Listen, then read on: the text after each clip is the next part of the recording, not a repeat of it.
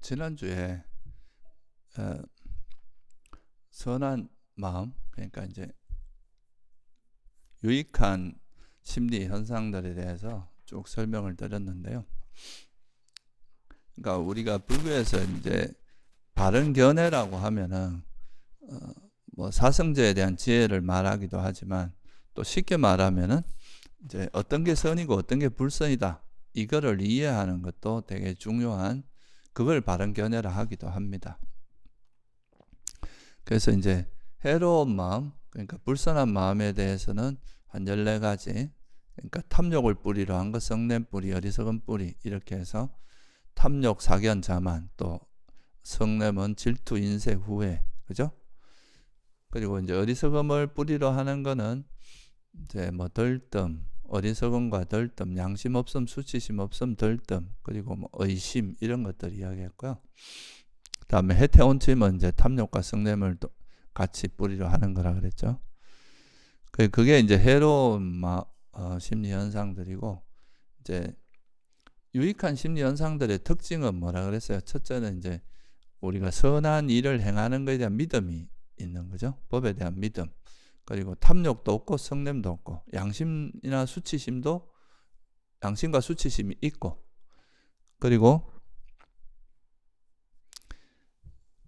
우리 마음이 어디 치우치지 않고 아주 평온한 상태, 그리고 마음이 아주 고요한, 그러니까 덜뜸이 없이 아주 고요한, 그러니까 고요하면서 뭔가 편안하고 이런 상태, 그런 상태가 이제 선한 마음의 기본이라고 그랬고, 그런 것들을 기반으로 해서 지혜도 생기고, 또 연민과 함께 기뻐함, 뭐 이런 이제 사무량심도 생기고 이렇다고 그랬죠, 그죠? 오늘은 이제 그런 것들을 기반으로 해서 우리가 이제 선한 마음이라고 하는 거는 다른 말로 하면은 괴로움의 소멸에 유익한 마음이잖아요, 그죠? 그래서 이 선한 마음을 이제 이렇게 모아서 이렇게 분류를 한 거는, 사실은 경전에 나오는 이제 괴로움의 소멸로 인도하는 도닦음 또는 길, 이런 것들에 대해서 37가지로 설명된 게 있습니다. 그게 이제 37보리분법 또는 뭐 37가지 조도품, 37조도품, 중국에서는 도를 도와주는 거다 해서 조도품이라고 이렇게 번역했는데요. 그래서 이것이 여기서 이제 나오는 심리 현상들을 좀 이렇게 모아서 따로 정리해서 이제 이야기한 게, 사실은 우리가 지난 시간에 공부한 선한 마음, 또 유익한 마음들, 유익한 심리 현상들이거든요. 그래서 오늘은 이제 지난 시간에 말씀드린 거 연장선에서 우리가 선한 마음이라고 하면 이게 사실 어떻게 상호작용을 하고, 이게 어떻게 우리가 이제 깨달음에 유익하게 작용하는지, 어떻게 우리 마음에서 괴로움을 벗어나게 하는지 알기가 좀 어려울 수도 있는데, 우리가 괴로움을 소멸하는 구체적인 이제 수행 방법으로 부처님께서 제시한 게 37가지 보리분법이라는 게, 보리분법이라는 말 자체가 깨달음의 편에 있다, 이런 뜻이거든요. 깨달음의 편에 있는 그런 말이기 때문에, 이게 이제 깨달음에 이르게 하는 그런 어떤 깨달음에 이르게 하는 법들, 이거를 37가지로 이제 말씀을 하셨는데, 거기에 대해서 좀 살펴볼게요. 그러니까 이제 깨달음에 이르게 하는 방법을 부처님께서 이제 첫 번째로 8정도로 설하셨는데, 이 8정도만 설하게 되면 또 8정도가 잘 이해가 안 되고, 또 8정도에 대해서 또 자기하고 잘 안 맞는 사람도 있을 거고, 그래서 이거를 8정도뿐만이 아니라 또 7각지 또는 뭐 5근, 5력, 뭐 4념처, 4정근, 4여의족, 이렇게 다양한 형태로 이제 방편을 제시하신 거죠. 그러면 이제 이런 선한 마음들이 어떻게 서로 연관성을 가지고 어떻게 이제 작용을 해서 이게 깨달음에 이르게 하는지 좀 더 입체적으로 볼 수 있는 그런 효과가 있습니다. 그래서 사실은 이 이제 오늘 말씀드리는 건 다 지난 시간에 말씀드린 유익한 심리 현상들의 범주를 넘어서는 건 없어요.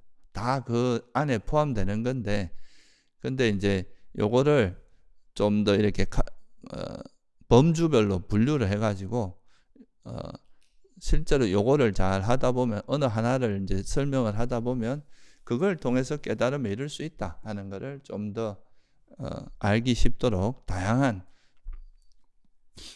방향에서 이제 이 유익한 심리 현상들을 설명하는 과정이다, 이렇게 보시면 됩니다.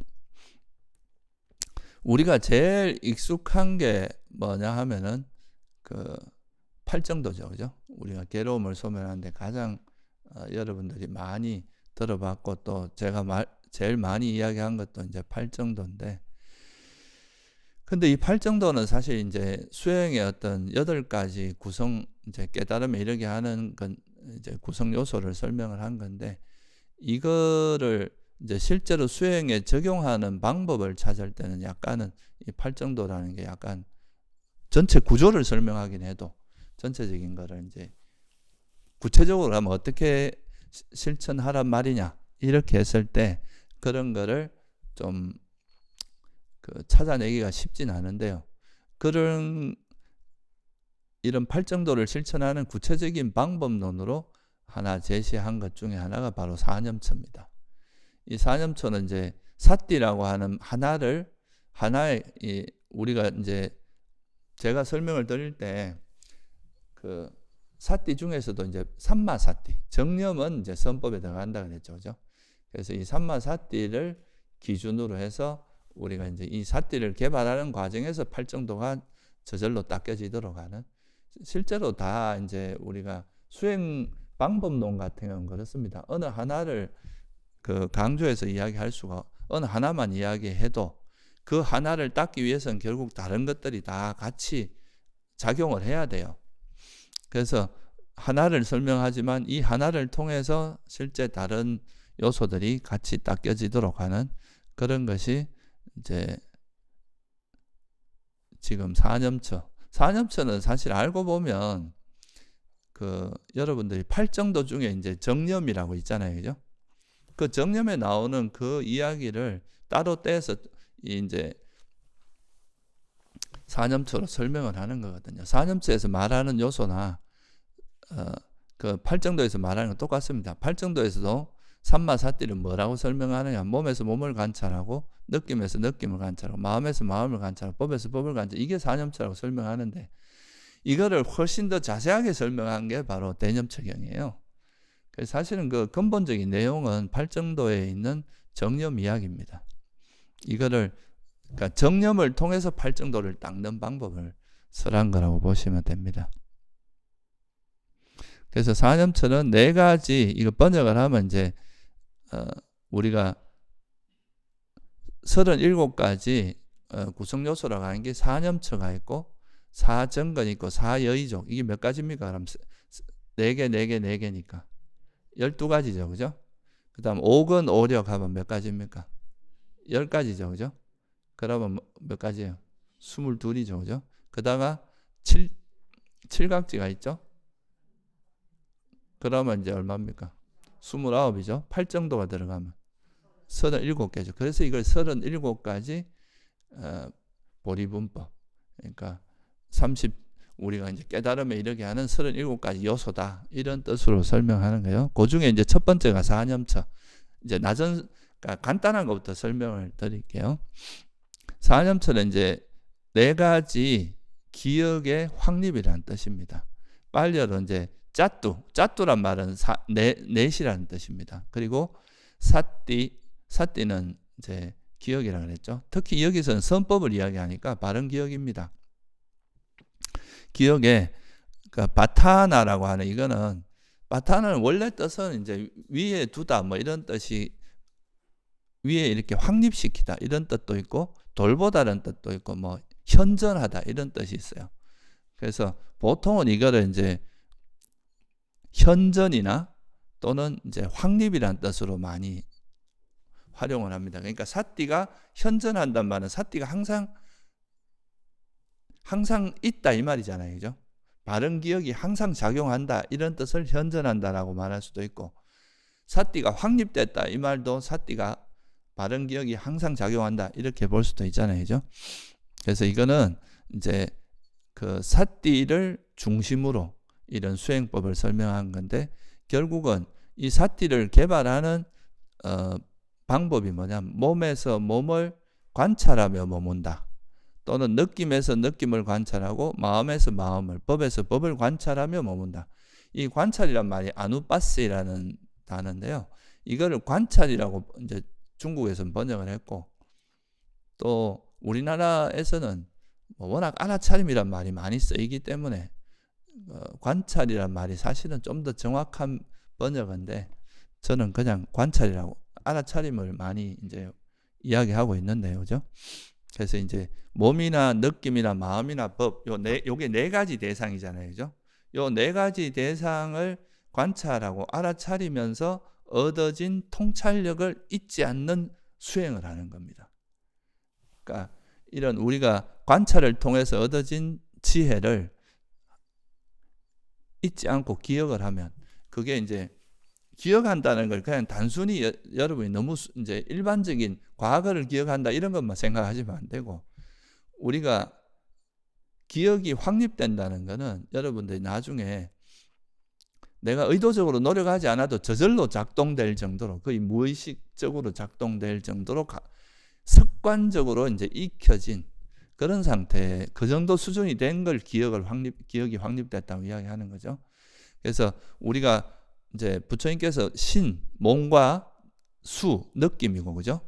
그 다음에 심, 마음, 법, 이렇게 네 가지 대상에 대해서, 이거는 이제 수행하면서 제일 잘 드러나는 대상을 끄집어낸 겁니다. 우리 몸이라는 것도 관찰하기가 되게 쉽잖아요, 그죠? 그 다음에 우리한테 일어나는 뭐 행복, 괴로움 이런 것도 관찰하기가 쉽고, 이걸 관찰하다 보면 또 우리 마음이 이제 어떻게 움직이는지, 그러니까 우리가 어떤 대상을 만났을 때, 저거는 저 사람은 뭐 어떻고 저떻고 생각을 하면서 그 분별을 하잖아요, 그죠? 그게 마음의 작용인데, 마음을 관찰할 수 있고, 이 마음을 관찰하다 보면 우리가 지금까지 공부했듯이 이 마음에 장애가 있는지 없는지 이런 걸 볼 수 있단 말이죠. 탐욕이 있는 마음인지 성냄이 있는 마음인지, 아니면 장애가 있는지 칠각지가 있는지, 이런 것들을 우리가, 그러니까 해로운 심리 현상과 함께 하는지 유익한 심리 현상과 함께 하는지, 이거를 알아차릴 수 있게, 이게 법을 관찰하는 거거든요. 그래서 우리가 신수신법을 관찰한다는 것은 다른 말로 하면 뭐가 되느냐 하면, 결국 이게 몸과 마음을 관찰하는 거예요. 물질과 정신, 우리 몸과 우리 정신적인 현상을 관찰하는 거죠. 그러면 그게 결국은 또 한 걸음 더 나아가면, 결국은 몸과 마음을 관찰한다는 건 나라는 존재를 관찰하는 겁니다. 그죠? 나라고 하는 존재가 이 육신과 이 몸을 의지해서 일어나는 정신작용, 이 두 가지로 요약될 수 있기 때문에, 그래서 이 사념처 수행의 핵심은 네 가지 대상이라고 이야기하지만, 이걸 줄여서 이야기하면 두 가지로 말할 수 있어요. 물질과 정신, 또는 몸과 마음. 그래서 이거를 관찰함으로써 나라고 하는 존재라는 것이 결국은, 그래서 이제 대념책에 보면 이런 말이 나오거든요. 이제 몸에서 몸을 관찰하는데 안으로 밖으로 관찰하며 머문다. 안으로 관찰하고 밖으로 관찰하고 안팎으로 관찰해라. 이거는 보면 이제 자기한테 일어나는 마음도 관찰하지만, 다른 사람이 하는 행동을 보면서 저렇게 화를 내는 건 진짜 보기 안 좋다, 그걸 통해서 우리가 배우는 것도 있잖아요. 또 다른 사람이 되게 선한 행위를 하면 그걸 통해서 또 자극받아서 내가 더 선한 행위를 할 수 있고, 그래서 이게 안으로 밖으로 이제 관찰하면서 이제 마음에 대한 우리 몸과 마음에 대한 이해가 깊어지는 측면이 있거든요. 근데 이제 안으로 밖으로 관찰하는 게 한 가지가 있고, 또 더 나아가서 뭐라고 하면 일어나는 성질을 관찰하고 사라지는 성질을 관찰하고 일어나고 사라지는 성질을 관찰하고 나와요. 이건 뭐냐 하면, 어떻게 우리한테 일어나는 현상은 물질이나 정신적인 이제 뭐라고 이해됐는데, 그럼 이게 왜 일어나는지를 보라는 이야기예요. 어떻게 일어나고 이 조건이 또 다 해서 어떻게 일어났다가 사라지는 이제 어떤 조건에서 일어나고 사라지는 걸 보다 보면, 일어나고 사라지는 걸 보다 보면 뭐에 대해서 우리가 이해하게 되겠어요? 뭔가 일어났다가 영원히 존재하면 이건 영원한 거잖아요. 근데 일어났다가 어느 정도 시간이 지나면 사라져. 이건 뭘 의미합니까? 무상하다는 걸 의미하죠. 이거를 자기 눈으로 계속 관찰하는 거예요. 자기 마음으로. 그러다 보면 진짜 내가 관찰하는 모든, 내가 경험하는 모든 물질과 정신현상이 다 변하기 마련이구나. 영원한 건 하나도 없구나. 이렇게 이제 보게 되는 거죠. 그러면서 괴로움의 지혜도 생기고 변하기 마련인 게 어떻게 행복이라 할 수 있느냐. 그래서 이제 이건 괴로움이다. 변하기 마련이라는 거는 불안정하잖아요. 그죠? 현재가 우리가 기후 변화에 대해서 막 괴로워하고 두려워하는 이유도 뭐겠어요? 이게 어떤 식으로 결과를 초래할지 아무도 예측할 수 없잖아요. 변화가 있기 때문에. 그러니까 이런 게 불확실성을 갖고 있는 것은 항상 그 어떤 우리에게 불안감을 줍니다.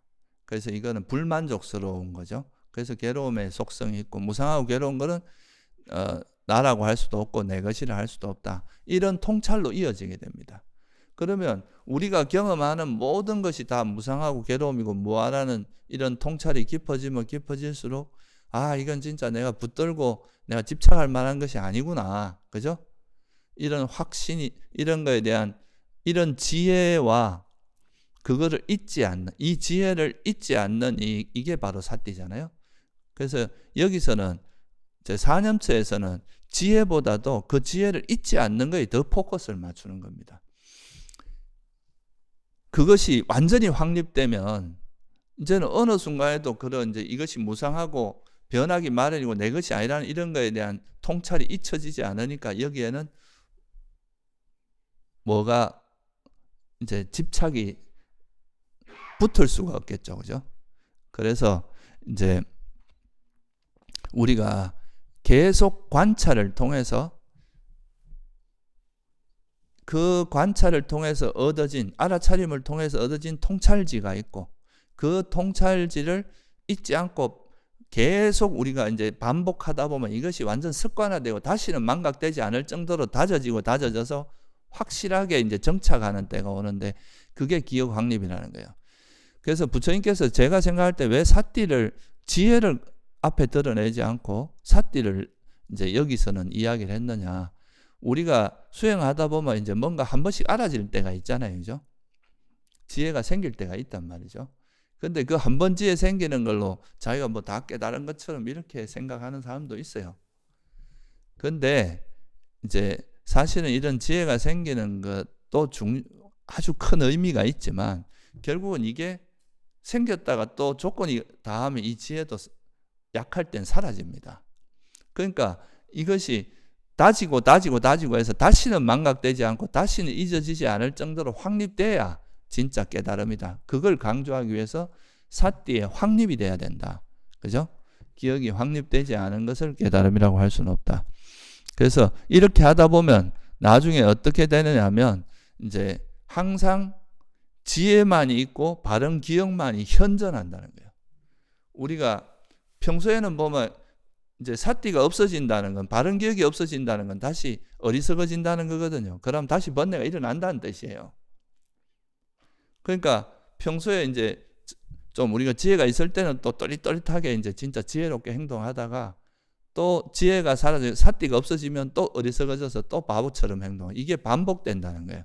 그런데 지혜와 바른 기억이 확립되면은 항상 지혜가, 그러니까 이제 어리석어지는 상황이 발생 안 할 거 아니에요. 그죠? 그러니까 이제 그렇게 되면 어떻게 되느냐. 지혜만이 있고 기억만이 현존하게 되면 그는 세상에 아무것도 움켜쥐지 않는다. 이게 이제 궁극적인 위치에 도달한. 그러니까 사띠가 확립되고 나면 언제나 지혜가 현존하게 된다는 거죠. 어느 순간에 지혜가 작용하게 되니까 여기서는 번뇌가 일어날 수가 없고 해로운 마음, 해로운 심리 현상이 일어날 수 없으니까, 그래서 이제 아무것도, 세상에 대해서 아무것도 움켜쥐지 않는 그런 경지, 그게 아라한의 경지에 이를 수 있다. 그래서 이 사띠를, 바른 기억을 계속 개발해서 이것이 완전히 확립될 때까지, 그러니까 사띠의 사띠빠타나라고 하는 게, 그러니까 사띠가 확립되거나 항상 현존하게 될 때까지 수행해라. 여기도 그렇게 나오거든요. 지혜만이 있고 바른 기억만이 현존할 때까지, 또는 지혜만이 있고 바른 기억이 확립될 때까지, 이렇게 표현할 수도 있겠죠. 그죠? 그렇게 될 때까지 끊임없이 수행을 해야 된다 이 말이에요. 반복해서. 그래서 이제 거듭 수행을 하면서 계속 우리에게 우리가 경험하는 현상들을 관찰하고, 또 관찰한 다음에는 그거를 반조하면서 이걸 법답게 또 반조하는 시간도 가지고 또 관찰하고 반조하고, 이렇게 하다 보면 이게 이제 점점 지혜가 다져져서 이것이 완전히 확립되는 순간에 그것이 이제 다시는 망각되지 않고 행주자와 어느 때나 이게 이제 지혜가 작용하는 그런 상태가 됐을 때, 그게 바로 기억의 확립이고 사띠의 확립이고 그 사띠의 현전이고, 이렇게 표현할 수 있고, 그렇게 돼야 이제 우리가 모든 그 집착을 버리고 괴로움에서 벗어날 수 있다, 이런 이야기입니다. 그래서 그 사념처 수행의 핵심은 이 알아차림을 통해서 몸에서 몸을 관찰한다 그러잖아요. 관찰이나 알아차림을 통해서 지혜를 개발해요. 이걸 바른 정지라고 번역하기도 해요. 그러니까 지혜가 생기고 그 지혜를 다져서 망각되지 않을 때까지 반복하는 것. 이게 이제 사념처 수행의 핵심이고, 그렇게 해서 이제 바른 기억을 확립함으로써 번뇌를 버리는 것. 이게 사념처입니다. 그래서 우리가 지금도 구체적인 수행법으로는 가장 많이 이제 활용되는 건 사념처 수행입니다.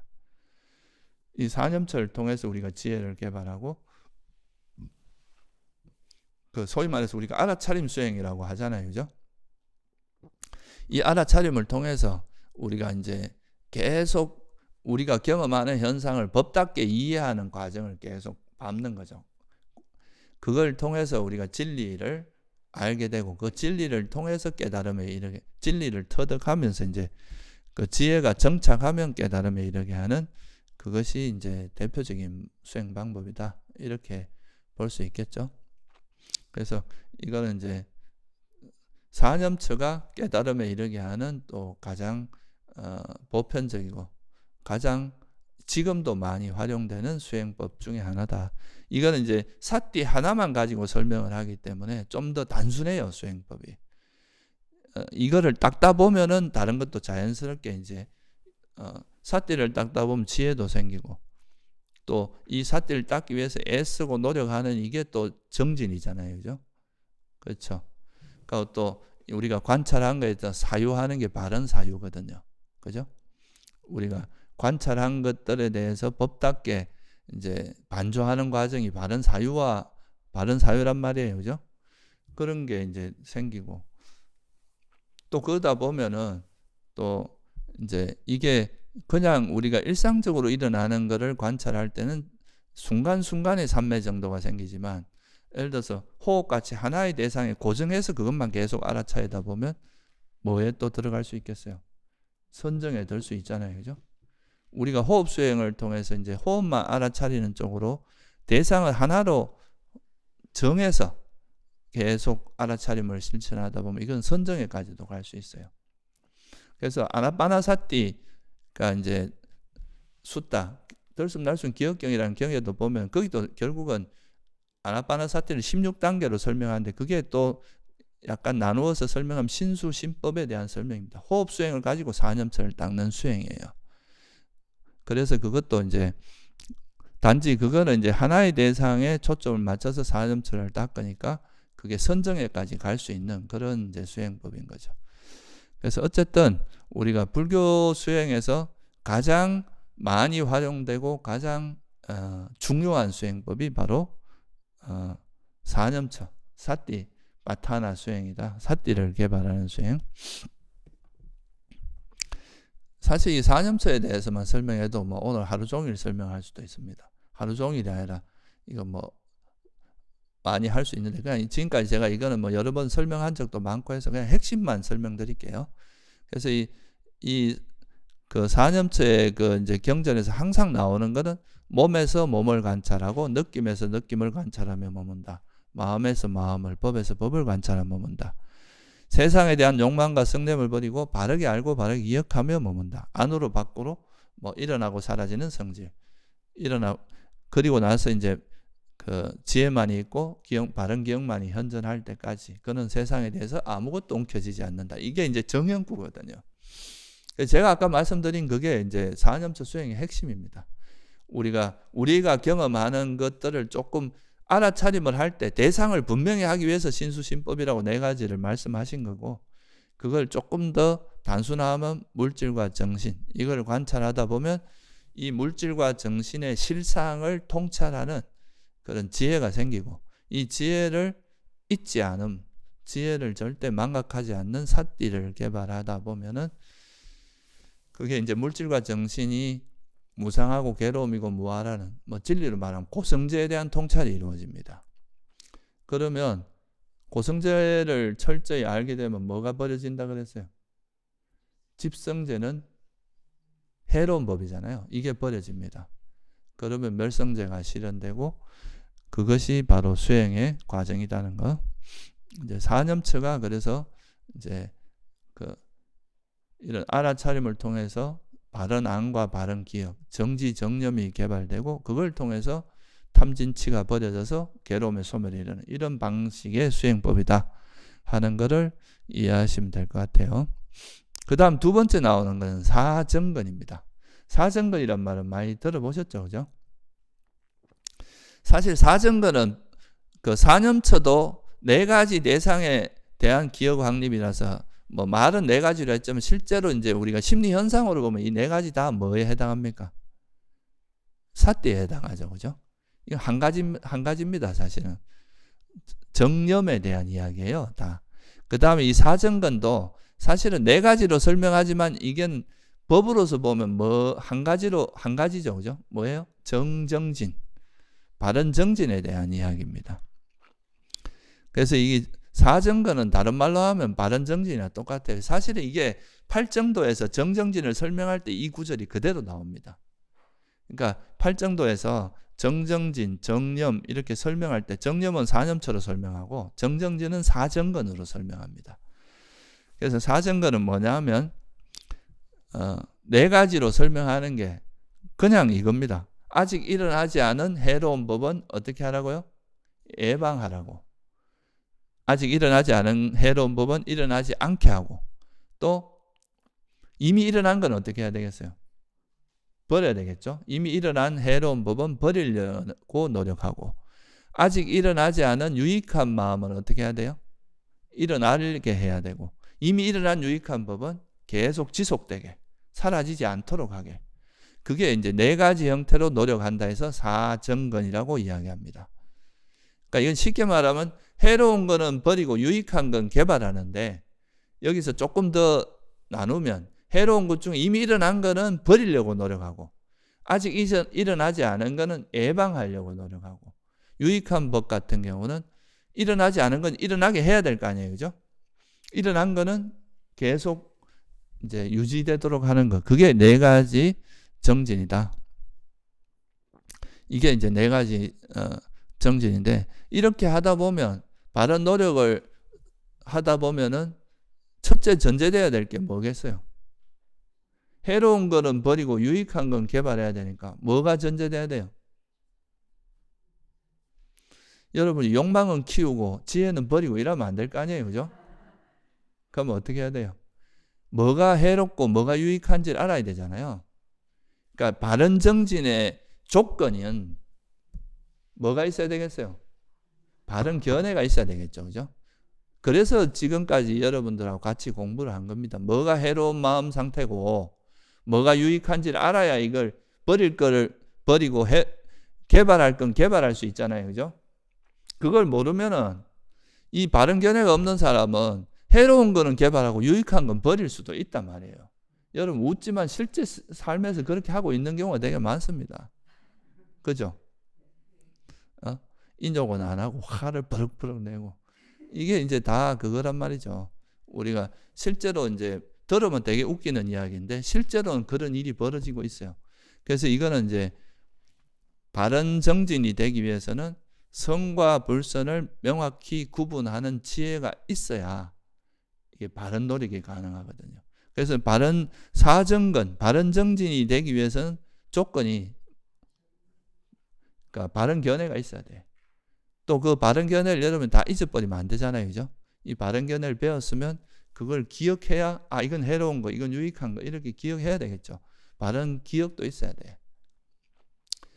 그러니까 실제로는 이 바른 정진을 위해서는 바른 견해도 있어야 되고 바른 기억도 있어야 되고 이 다 팔정도 요소가 같이 작용하는 겁니다. 그냥 사념처 닦을 때도 마찬가지고 사정 4가지 바른 노력을 할 때도 요소를 한 가지로 설명했지만 여기에는 바른 견해도 전제돼야 되고 또 바르게 정진하다 보면 해로운 게 없어지고 유익한 마음만 딱 이어지고 있는데 이거를 계속 유지하게 하는 것도 지혜의 힘이거든요.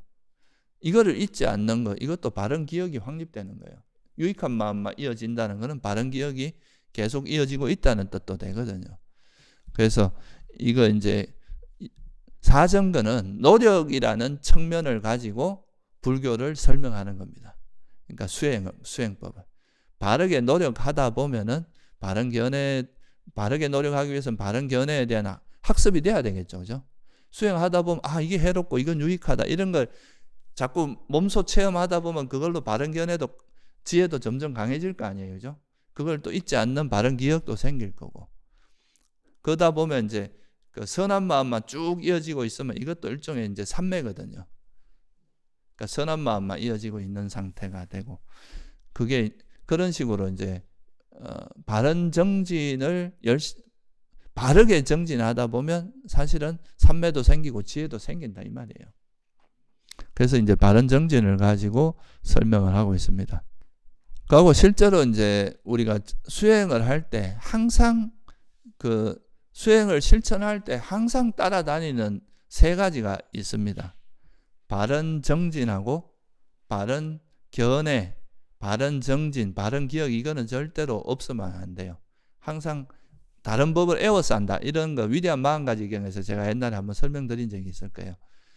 그래서 이 바른 정진도 바른 견해가 반드시 있어야 되고 바른 정진을 통해서 얻어진 지혜를 잊지 않고 또 확립하는 게 결국은 뭐가 되겠어요? 바른 기억의 확립이겠죠. 사실 그러니까 사념차고 사정근이 그렇게 분리된 게 아니라는 걸 여러분 짐작할 수 있겠죠, 그죠? 사념처를 닦다 보면 여기 사정근도 따라오게 돼 있잖아요, 그죠? 바르게 노력해야 되니까. 또 사정근을 닦는다는 것은 사정근을 하다 결국 결과적으로 나오는 건 뭐가 되겠어요? 이 바르게 노력하다 보면 지혜가 확립돼야 될 거 아니에요, 그죠? 그러니까 결국은 이런 게 다 서로 연관되어 있다는 걸 여러분들이 이해하셔야 됩니다. 팔정도 요소 중에 한 가지를 뚜렷하게 그걸 가지고 노력하다 보면 결국은 그걸 통해서 이제 사정근도 사실은 닦여지고 사정근을 하다 보면 사념처도 되고 바른 견해도 생기고 이런 과정이라고 보시면 돼요. 그래서 보통 이제 사정근을 가지고 수행법을 설명하지는 않고 주로 사념처를 가지고 이제 사념처가 워낙 보편적으로 이제 많이 알려진 수행법이기 때문에 사념처 수행을 가지고 사념처를 닦다 보면 여기에서 이제 이걸 닦기 위해서 애쓰고 노력하는 과정에서 뭐가 들어가겠어요? 사정근이 들어가겠죠, 그죠? 그렇게 생각하시면 돼요. 그 다음에 이제 사여의족이라는 말이 있습니다. 우리가 그런 말을 많이 하죠. 수행할 때 우리가 가장 제가 이제 많이 듣는 질문 중에 하나가 욕심이 없으면 어떻게 내가 원하는 거 아무것도 하지 말란 말이냐, 원하는 걸 어떻게 이루느냐 이런 표현을 많이 써요. 그러니까 우리가 보통 세속에서는 욕망과 성냄을 기반으로 해서 자기가 원하는 걸 성취하는 일이 많잖아요, 그죠?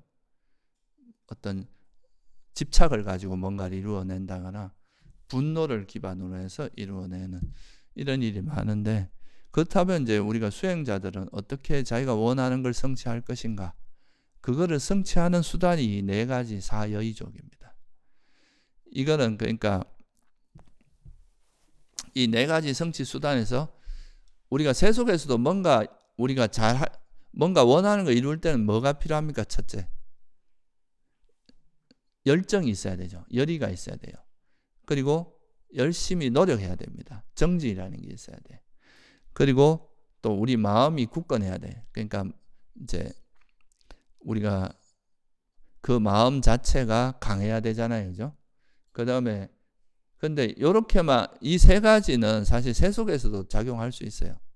근데 우리가 불교적으로 보면 여기 하나가 더 들어가는데 그게 검정이라고 하는 건데, 이거는 이제 검정은 다른 말로 하면 지혜에 해당하거든요. 이게 이제 계속 검증하는 거예요. 내가 이거 법답게 하는 건지 검증하는 이런 과정이 들어가야 되는데, 그래서 사여의족이라고 하는 거는 사실은 욕망 없이도 지혜로서 내가 원하는 걸 이루어 나가는 구체적인 방법이라고도 볼 수 있어요.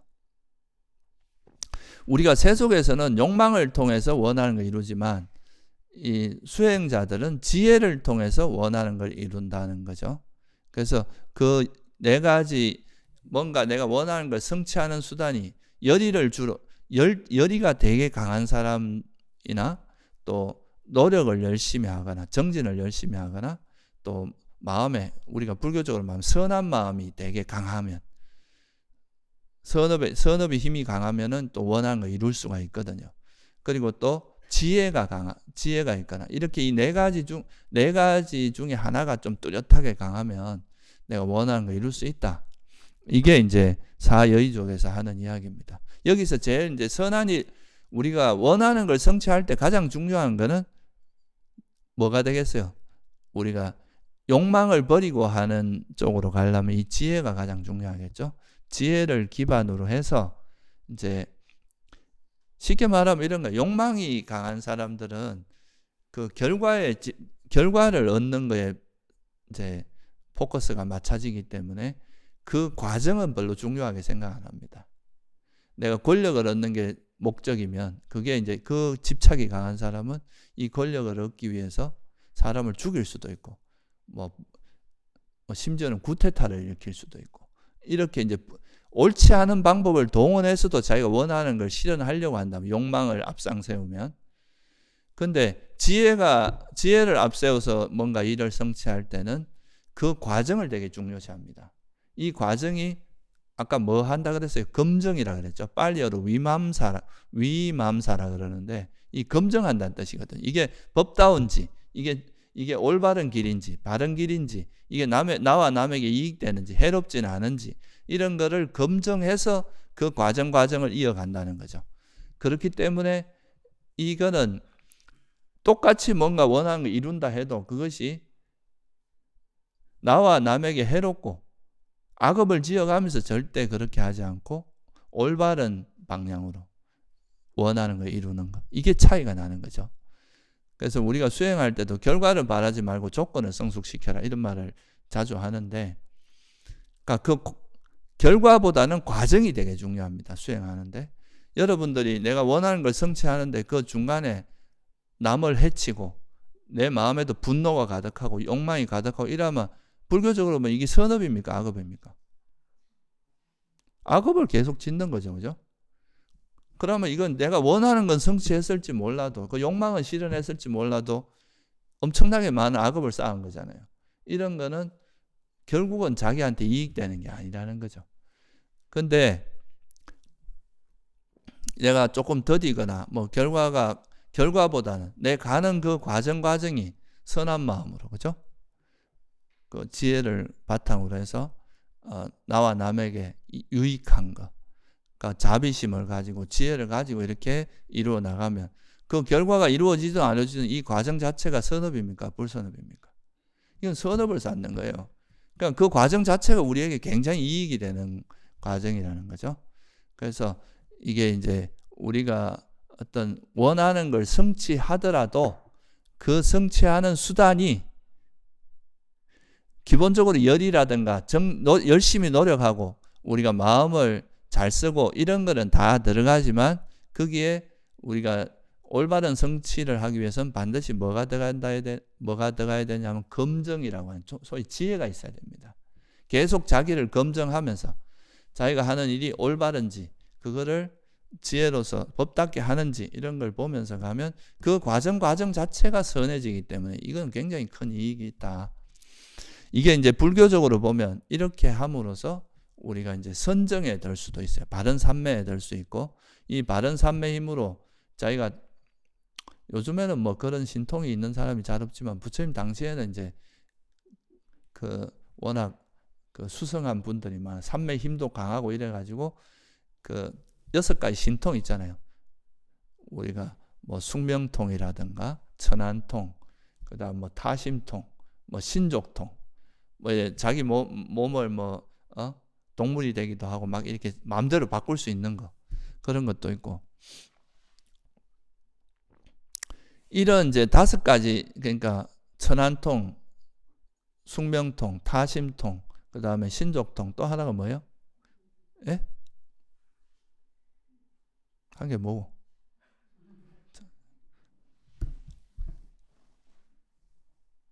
하여간 그거 있고, 그 다음에 이 5가지 신통 다음에 하나 그 이제 중요한 게 뭐냐 하면은 그 누진통이라고 하는 번뇌가 벌어지는, 그러니까 사여의족에서 가장 궁극적으로 우리가 성취해야 될 일은 바로 누진통입니다. 번뇌를 완전히 소멸하는.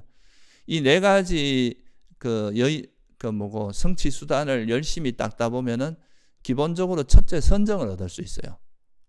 이 선정을 얻게 되면은 이 선정을 기반으로 해서 우리가 신통, 그러니까 세속의 5가지 신통이라고 하는 것을 얻을 수 있고, 그 신통을 얻고 그 신통은 사실 세속적인 거라서 이거는 사실 이것도 되게 큰 성취지만 이거보다도 더 중요한 거는 번뇌를 소멸해서 괴로움으로 완전히 벗어나는 누진통을 얻는 거. 이게 이제 진정한 성취죠, 그죠? 우리가 괴로움을 소멸하는 그게 바로 이제 누진통에 해당합니다.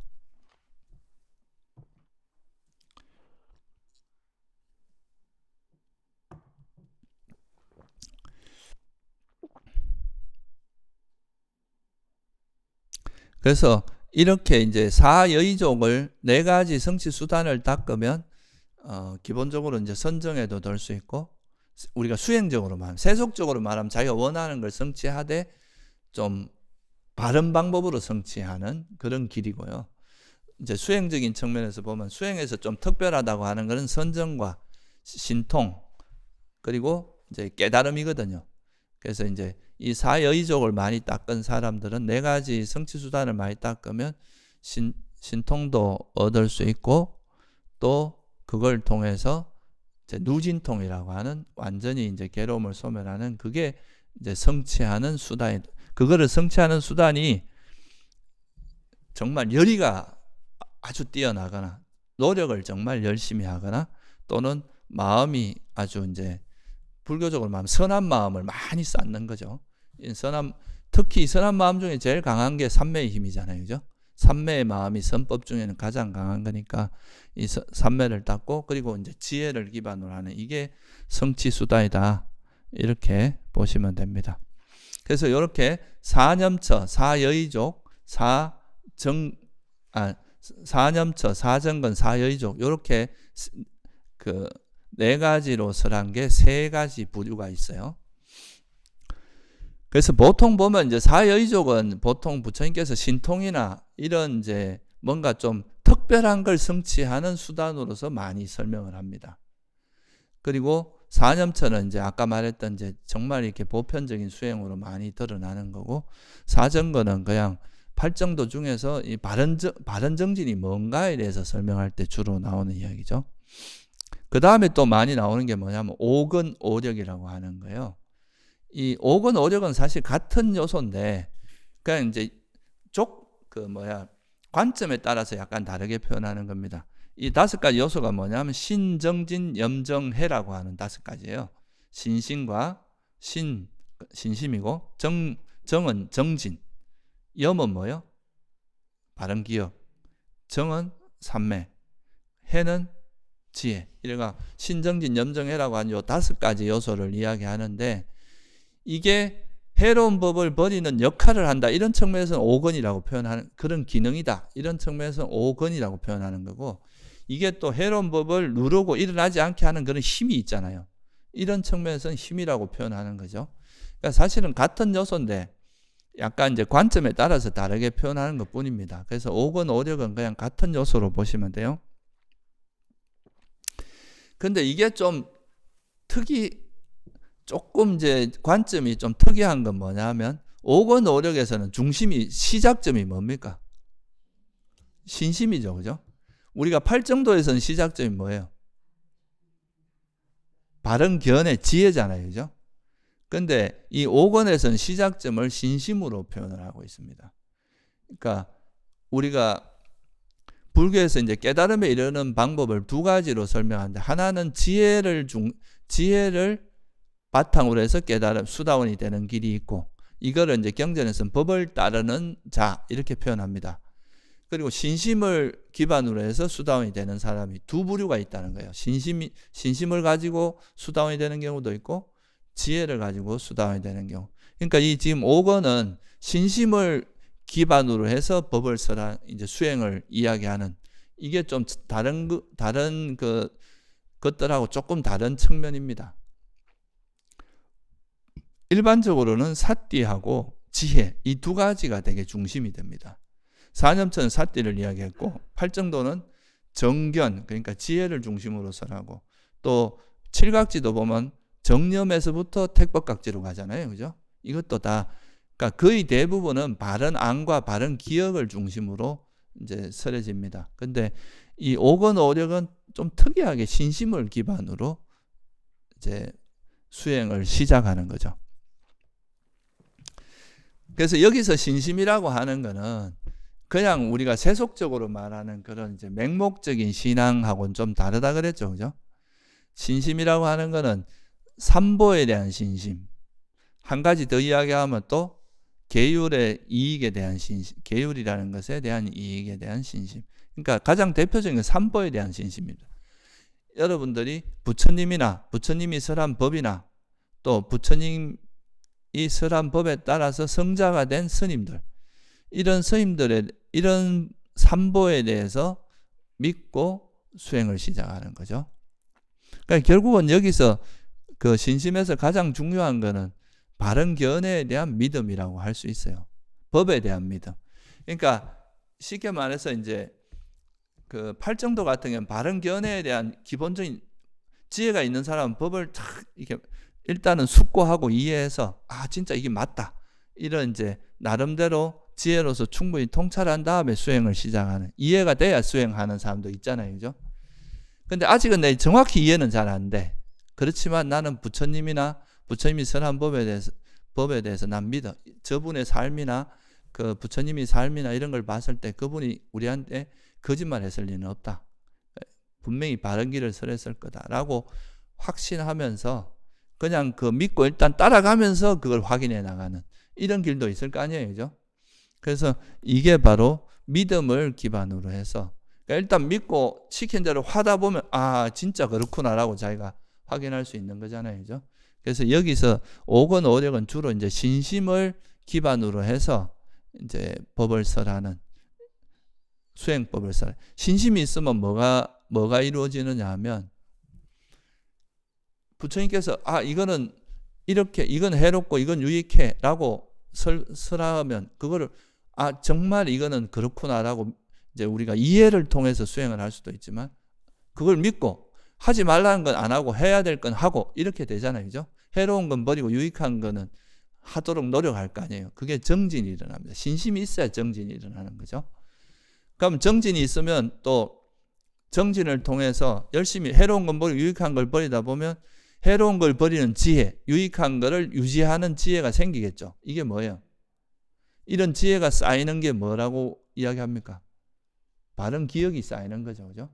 그래서 정진을 하다 보면 바른 기억이 생깁니다.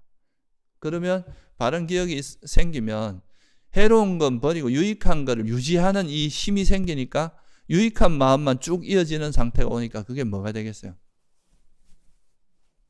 삼매가 됩니다. 일상에서는 찰나삼매지만 만약 호흡 수행하다 해로운 건 다 버리고 이 호흡만 아는 마음만 이어갈 수 있으면 그게 뭐가 돼요? 선정이 되겠죠. 그죠? 그래서 이건 바른 삼매로 이어지고, 삼매가 있으면 또 뭐가 이어지겠어요? 삼매를 기반으로 지혜가 생기죠. 그죠? 그래서 그 5권은 보면 신심을 기반으로 뭐가 생겨요? 정진이 있고, 정진이 있으면 바른 기억이 생기고, 기억이 있으면 뭐가 생겨요? 삼매가 이루어지고, 삼매가 있으면 지혜가 개발되고, 지혜가 생기면 또 뭐가 생기겠어요? 더 확신이 됩니다. 신심이 생겨요. 이렇게 선순환을 하게 되어 있습니다. 그러니까 신심을 통해서 정진, 그 다음에 기억, 삼매. 근데 요 자세히 보시면 신심을 가지고 이야기했다 뿐이지 정진, 바른 기억, 그 다음에 삼매, 요 구조는 뭐하고 똑같습니까? 눈치 빠른 사람은 알 텐데. 팔정도에서 보면 바른 견해, 바른 사유, 바른 말, 바른 행위다 하면 그 다음 뭐가 나옵니까? 바른 정진, 바른 기억, 바른 삼매 이렇게 나오죠. 그죠? 그러니까 바른 정진과 바른 기억, 바른 삼매 이 구조는 사실은 팔정도하고 똑같아요. 앞에 시작이 팔정도는 바른 견해로 시작했고 5권은 뭐에서 시작한 게 다릅니까? 신심으로 시작한 것밖에 차이가 안 나요. 그리고 또 5권에서는 바른 삼매를 통해서 지혜가 생기는 것까지 보여주고 있습니다. 팔정도도 마찬가지거든요. 그러니까 바른 삼매가 생기고 나면 이 바른 삼매를 바탕으로 해서 또 바른 견해가 더 확고해지거든요. 이렇게 항상 선순환의 구조를 다 가지고 있습니다. 그러니까 이제 5권은 이제 아까 말씀드렸듯이 이 수행의 길이 그러니까 두 갈래 길이 있다는 거죠. 내가 지혜는 좀 부족하지만 나는 그래도 법에 대한 확신이 있는 사람들은 믿고 가다 보면은 또 이루어지는 게 결국은 그게 또 지혜가 생겨서 깨달음에 이르게 되는 방법이 있고 또 나는 내 스스로 이해되지 않은 건 수행 못해 하면은 이 법에 대해서 충분히 이제 이렇게 분별해서 법을 정확히 이해해서 그 이해가 생기면 그 지혜를 기반으로 수행을 하는. 그러니까 이게 사람마다 약간 다른데 너무 이제 지혜 위주로만 설명하면 다른 사람들이 좀 그 지혜가 약한 사람들은 또 좌절할 수도 있잖아요. 그러니까 그런 거를 대비해서 5권 5력도 설하신 거라고 보시면 됩니다. 그래서 5권은 좀 신심을 기반으로 해서 이 수행법을 설한 거고 8정도는 바른 견해, 지혜를 기반으로 설한 게 좀 차이가 있다. 이렇게 이해하시면 돼요.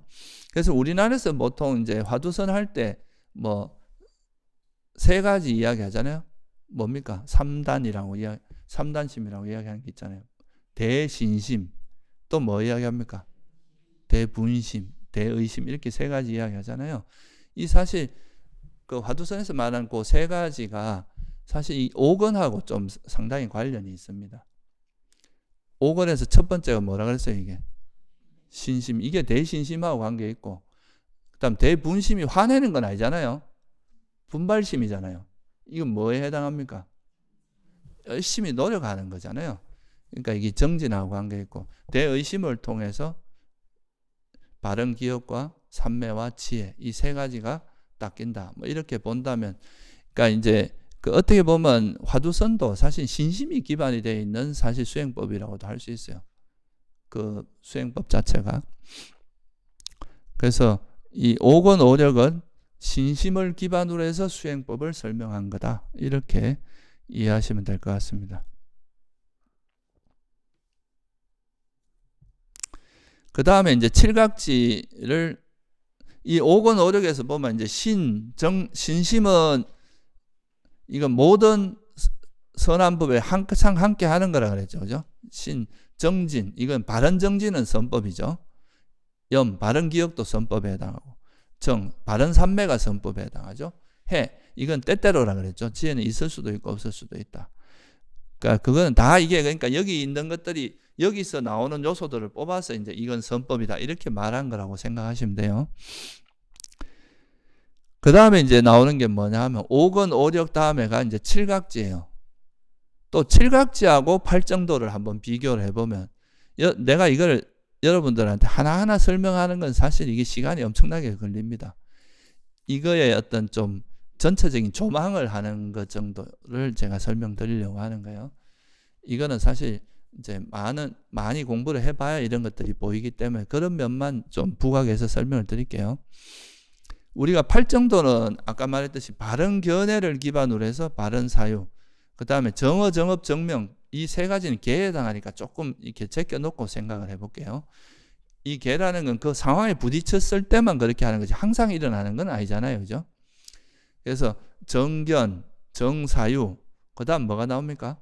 정정진, 정념, 정정 이렇게 다섯 가지 요소가 있는데 여기는 바른 견해가 있으면 뭐가 생겨요? 바른 정진을 통해서 바른 기억이 생기는 이 구조를 설명하고 있잖아요. 그죠? 그렇죠? 팔정도에서는. 근데 칠각지에서는 뭐가 시작입니까? 처음에 영각지, 바른 기억이 있어요. 바른 기억이 있고 그 다음에 택정희, 경정평 이렇게 7가지로 구성되어 있는데 여기는 바른 기억을 기반으로 해서 택법각지. 택법각지가 결국 법을 조사하는 이게 뭐예요? 번역하자면 이제 법의 조사인데 이게 조사 지혜거든요. 지혜. 경전에 보면 어떻게 나오냐면 이제 우리가 바른 기억이 있다는 것은 수행하면서 이제 예를 들어서 알아차림을 하다 보면 이건 몸이고 이건 물질이고 이거는 장애고 이건 칠각지고 이렇게 순간순간 알아지는 통찰력들이 생기고 그거를 잊지 않고 기억하는 게 뭐라 그랬어요? 바른 기억이란 말. 바른 기억이라는 건 사실 바른 정보가 많이 생겼다는 이야기예요. 우리가 수행을 하면서 얻어진 정보들이 많이 쌓여있어. 그럼 이 정보들을 법답게 탐구하는 과정이, 조사하는 과정이 필요하겠죠. 그게 법의 조사, 택법각지입니다. 이 택법각지를 경전에서 어떻게 쓰냐하면 이제 바른 기억, 영각지, 그러니까 바른 기억이 있으면 그가 그렇게 기억하며 머물 때 그는 통찰지로서 그 법을 조사하고 점검하고 탐구한다. 이것이 바로 택법각지. 이렇게 설명이 되어 있습니다. 그러니까 우리가 바른 기억에 의해서 생긴 그 정보들의 관계성, 이것이 원인은 뭐고 이렇게 조사하는 과정, 조사하고 그 법을 법답게 점검하고 탐구하는 것을 뭐라고 한다는 거예요? 택법각지라고 한다는 거죠. 그래서 우리가 이제 수행에서는 제가 이제 여러분들한테 그런 이야기 많이 했을 거예요. 우리가 알아차림을 통해서 지금 현재 예를 들어서 내가 뭐 행동이 일어날 때 이 행동을 알아차리고 또 우리한테 일어난 마음을 적시 알아차리고 이런 거는 일종의 딱 일어나자마자 딱 포착하는 이걸 뭐라 그럽니까? 이런 건 보통 이제 직관지 또는 뭐 직접지 이렇게 수행 경험을 통해서 적시 딱 보자마자 알아지는 이런 것들, 그죠? 이런 것들을 이제 알아차림을 할 때는 그냥 일어나면 그냥 있는 그대로 알아차리고 이렇게 하지. 수행하는 도중에는 그렇게 하게 되잖아요. 호흡 수행할 때도 예를 들어서 호흡을 알아차리다 다른 생각이 움직이면 알아차리고 적시 또 돌아오고 이렇게 하잖아요. 그죠? 알아차리고 돌아온 이 알아차림 이거는 이제 순간적으로 우리가 지혜가 생기는 직관지라 이런 걸 굳이 이야기하면 직관지라고 할 수 있거든요. 이런 직관지들이 많이 쌓이면 내가 경험한 거에 대한 정보들이 많이 쌓이는 거잖아요. 그죠? 그럼 내가 경험했던 그게 계속 나한테 뭔가 자꾸 화가 일어나는데 이 화가 도대체 원인은 뭐고 왜 자꾸 이런 게 반복될까? 라고 수행이 끝난 다음에 그거에 대해서 사유하고 숙고하고 하는 과정이 있을 거 아니에요. 그죠? 그게 바로 여기서 우리가 수행 중에 알아차림에서 얻어졌던 그 통찰지를 조사하고 검증하는 과정이 있을 거 아니에요. 그게 바로 이 택법각지입니다. 택법각지라는 뜻 자체가 빨리어로 담마 위자야라고 하는데 이게 법을 조사하다 이런 뜻이에요. 조사한다는 뜻이에요. 그러니까 그걸 중국에서 간택할 택 하고 이제 법자에서 택법으로 번역한 거거든요. 그러니까 이렇게 해서 우리가 이제 숙고, 바른 사유, 이게 숙고한다는 말은 조사한다는 게 결국 뭐하고 관계있냐면 팔정도에서 말하는 바른 사유하고 관계 있습니다. 우리가 그냥 생각하는 게 아니라 법답게, 법에 맞게 사유하는 과정이 숙고하는 거예요. 우리가 이 조사하는 것도 그냥 자기 입맛대로 하는 게 아니라는 거죠. 자기 입맛대로 하는 게 아니라 법답게 그 진리에 맞게 조사를 해 나가는 거, 그게 바로 택법각지입니다. 그래서 이런 택법각지를 통해서 얻어진 지혜, 이걸 우리가 조사지라 하기도 하고 반조의 지혜라고 하기도 해요. 반조지. 그래서 지금 보면 이 칠각지는 우리가 수행을 통해서 얻어진 그 바른 기억들을 법답게 조사해서 그 조사지를 얻는 이 과정을 좀 더 부각해서 설명한 겁니다. 팔정도는 어때요? 바른 견해를 가지고 현상을 보는 거에 좀 집중한 거거든요. 바른 견해가 있으면 일어났을 때 우리가 이제 바른 정진할 때 아까 말했듯이 일어나면 그냥 이건 뭐다 이렇게 순간적으로 탁탁 파악하는, 우리가 현재를 알아차, 현재를 있는 그대로 알아차 이런 말 많이 하잖아요. 그죠? 생각 없이 그냥 현재 일어나는 걸 그대로 알아차리는 거. 이런 거는 결국 이제 순간순간 지켜보면서 알아차리는 이런 것들은 직관지에 해당해요. 그래서 이거를 경전에서는 본다라는 표현을 많이 씁니다. 보라 이거죠. 이 진리의 눈으로 현상을 보라 이거죠. 그렇게 이제 보는 과정이 있고, 근데 이제 칠각지는 우리가 그렇게 관찰하면서 얻어진 그 바른 기억을 토대로 해서 조사하는 과정, 그죠? 그거를 숙고하고 탐구하고 검증하는, 이게 내가 본 거, 예를 들면 이런 거예요. 우리가 걸어갈 때는 그냥 발걸음만 이렇게 알아차리고 디딜 때는 닿는 감각만 알아차리고 이런데, 끝나고 나서 내가 이게 움직임 이게 바로 부처님 말씀하신 바람의 요소구나, 닿는 거 이게 땅의 요소구나, 이런 건 다 뭐에 해당하겠어요? 조사에 해당합니다. 그리고 내가 걸을 때 그냥 걷는 행위만 있었을 뿐이지 여기 나라고 하는 건 없었구나. 그래서 뭐하라 그랬구나. 이렇게 자기가 경험한 거를 법답게 이렇게 반조하고 사유함으로써 지혜가 생기잖아요. 이런 게 이제 조사지거든요. 그래서 이런 과정을 좀 부각해서 설명한 게 바로 칠각지다. 바른 기억이 있으면 바로 이런 지혜가, 택법각지가 생기고, 이 지혜가 있으면 또 아까 말했듯이 지혜를 기반으로 하면 반드시 또 뭐가 일어나요? 정진이 일어납니다. 그러니까 택법각지 다음에 정진이 있고, 바른 정진을 하다 보면 해로운 게 버리고 유익한 게 개발되니까, 이게 바른 정진이 있으면 팔정도 같은 바른 기억이 있다 그랬는데 앞에서 이미 바른 기억을 했으니까 그러면 이게 어디로 가야 되겠어요? 바른 정진을 하다 보면 해로운 건 버리고 유익한 것만 이어지니까 바른 삼매로 갈 거 아니에요. 그죠? 바른 삼매로 가는 이 과정을 조금 더 자세히 설명한 겁니다. 칠각지는.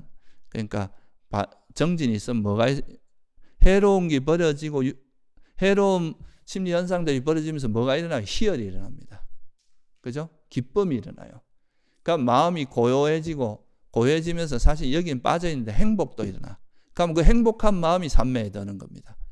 그래서 이제 바른 정진이 있고, 그러면 희열이 일어나고 경안이 생겨서 삼매에 드는 걸 이야기해 준 거죠. 삼매에 들었다는 거는, 삼매에 들면 탐욕과 성냄이나 이런 게 완전히 사라진 상태 아니에요. 그죠? 그러면 그때 마음이 어디 하나에 치우침이 있겠습니까? 없겠습니까? 마음이 치우침이 없겠죠. 그러니까 뭐가 생겨요? 평온함이 생깁니다. 이 평온함이 있으면은 또 현상을 바라볼 때 좋아하고 싫어하는 것도 없고 치우침도 없이 보니까 뭐가 지혜가 또 뭔가 바른 통찰지가 생기겠죠. 그죠? 그런 통찰지가 쌓이는 게 뭐예요? 바른 기억이죠. 이러면서 이 순환이 되는 겁니다. 그래서 이게 칠각지도 그렇게 이해하시면 돼요. 그래서 어찌 보면 칠각지하고 팔정도는 하나는 지혜로부터 바른 기억이 생기는 그런 과정을 설명한 거라면, 오히려 칠각지는 또 바른 기억을 통해서 어떻게 지혜가 생기고 그걸 통해서 어떻게 삼매에 드는 걸 조금 더 자세하게 설명하는 거다. 그래서 이게 지금 보면은 그 팔정도만 설해 놓으면 이걸 한쪽 방향으로만 사람들이 생각할 수 있잖아요. 그죠? 바른 견해가 있으면 바른 이렇게 딱 이렇게 생각한, 이거는 뭘 의미하냐면 이 불교에서 말하는 이런 이제 수행의 어떤 법들은 상호작용을 한다. 서로 도와주면서, 그러니까 바른 견해를 통해서 바른 기억이 생기기도 하지만 바른 기억을 통해서 또 바른 견해가 생기기도 하고, 그런 아주 이렇게 입체적인 과 서로 상호작용을 한다는 것을 설명을 해주고, 또 수행 방법도 지혜를 기반으로 수행할 수도 있지만 신심을 기반으로 할 수 있다. 이렇게 좀 다양하게 설명을 한 거고, 또 팔정도만 해놓으면 수행을 어떻게 하란 말이냐 이렇게 말할 수도 있는데, 이 팔정도 요소가 8가지가 있으면 그 8가지 요소를 마치 이제 우리가 구설이 있으면 그 구설을 하나하나 깨서 하나의 그 실로 하나의 구슬을 만들려면 실이 있어야 되잖아요. 그죠? 그 바른 기억이라는 거를 하나의 매개로 해서 이 8가지 요소가 하나로 잘 결합됩니다. 그게 4년차 수행이에요. 그래서 이거는 사실 이제 부처님께서 굳이 8정도만 설해도 되는데 굳이 이렇게 37가지 깨달음의 구성 요소를 설하신 이유는 이런 우리가 수행이라는 것이 되게 입체적으로 또 유기적으로 서로 도와주면서 이래 하나를 마치 고구마 줄기가 이래 있는데 고구마 하나를 이렇게 끄집어내면 다른 거 다 딸려오듯이 하나를 이렇게 당기다 보면은 거기 삿띠만 갖고 설했지만 그 8정도가 다 따라오는 거죠. 바른 정신을 갖고 이야기해도 사실은 8정도가 다 따라오고 그런 어떤 유기적인 관계를 좀 설명해 주기 위해서 그런 거라고 보시면 됩니다. 그래서 이제 이렇게 8정도를 가지고 이제 보통 이제 괴로움의 소멸로 인도하는 도 닦은 거는 8정도를 주로 이야기하고 이게 중도라고 이야기하고 8정도는 이제 바른 견해, 바른 사유 이건 해에 해당하고 바른 말, 바른 행위, 바른 생계 이건 계에 해당하고 그 다음에 바른 정진, 바른 삼매, 바른 기억, 바른 삼매 요 세 가지는 삼매에 해당한다 그랬죠, 그죠? 개정해 구조 그러니까 8정도는 어떻게 보면 수행의 전체 구조를 되게 명확하게 드러낸 거예요. 이거를 이제 조금 다른 각도에서 사념초로도 설명하고 사정근, 사여의족, 오건, 오적, 칠각지 이렇게 설명함으로써 수행을 좀 더 잘 이해할 수 있도록 설한 게 바로 37가지 보리분법이다. 이렇게 이해하시면 좋을 것 같아요. 그리고 보통 우리가 이제 8정도를 중도라고 하지만 그 상류단 니까에 보면 37가지 보리분법 전체를 중도라고 하기도 합니다. 그러니까 우리가 37가지 보리분법에 나오는 이 사념처, 사여의족, 사정근, 오건, 오적, 칠각지, 8정도 이걸 다 중도라고 할 수 있어요. 부처님이 말씀하신 건 다 균형감을 가지고 그죠? 어디 하나에 치우치지 않고 이 삼매와 지혜의 조화, 그 다음에 이런 요소들의 잘 조화를 이루어서 수행하도록 너무 과하게 노력하지도 않고 너무 또 고행도 아니고 또 그렇다고 너무 이렇게 편안함에 안주하는 그런 것도 아니고 또 삼매와 지혜의 균형 이런 것들을 통해서 이제 수행하도록 하는 그게 바로 중도고 그 중도를 8정도로 설하기도 했지만 37보리분법 전체도 중도라고 말하기도 한다. 그래서 오늘은 그냥 제가 간단히 전체 이제 이 구조에 대해서만 좀 설명을 드렸습니다.